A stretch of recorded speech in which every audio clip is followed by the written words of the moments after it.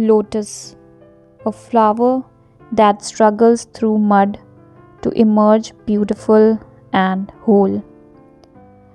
Just like the flowers, we too have the ability to rise from the mud, bloom out of the darkness, and radiate into the world. Hello friends, my name is Mohini Sinha and I am an acrylic artist. So, in this class, we learn how to paint this beautiful lotus painting. So, we'll also learn what all we will be needing, the canvases and the colors, what all color composition and the brushes which we'll be needing for this painting.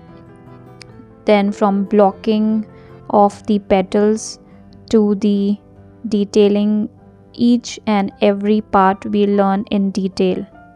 Looking forward to share my knowledge and skills with you guys. Hope you will love it. So happy learning and thank you.